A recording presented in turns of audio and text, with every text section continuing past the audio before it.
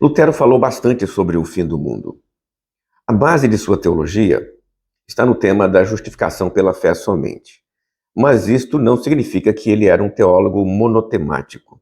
Ele trabalhou praticamente todos os temas e áreas da teologia enquanto ministrava suas aulas de Bíblia lá na Universidade de Wittenberg.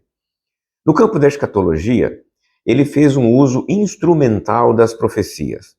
Ele usou a escatologia para bater nos seus adversários.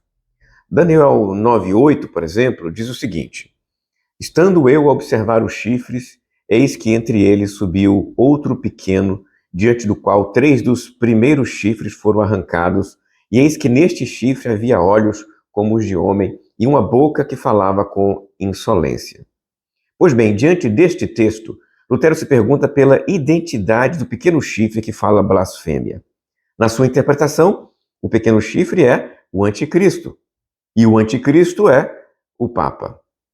Pelo menos é assim que ele interpretou antes de 1520. Porque depois de 1520, quando o Império Germânico começou a ser ameaçado de invasão pelos turcos muçulmanos, Lutero deu um segundo sentido para o pequeno chifre, que seria também o sultão Solimão, o Magnífico, que era o líder dos muçulmanos naquele momento.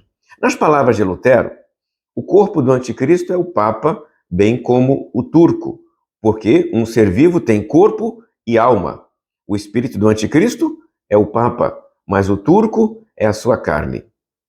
Com o tempo, entretanto, anticristos eram todos os seus adversários, quer fosse um turco ou um aliado, que agora não é mais, um bispo ou um duque, um católico ou Zwinglio, que era também do movimento reformado.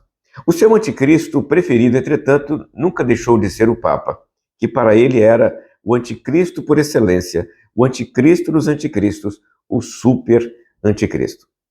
Se o anticristo já estava ali, logo o fim do mundo estava próximo. Lutero usava o esquema de 6 dias da criação do mundo para organizar a história em períodos de 1000 anos. Desta maneira, vivia-se já no último milênio, que começara no século VI, com a ascensão do papado de Roma.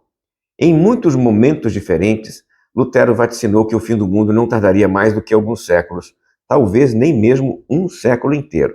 Veja o que ele escreveu, por exemplo. Espero que o último dia não demore mais de 100 anos. Nós já chegamos ao tempo do cavalo vermelho do Apocalipse. Este mundo não durará mais do que uma centena de anos. Talvez dure ainda 100 anos. Eu espero o dia do julgamento para perto.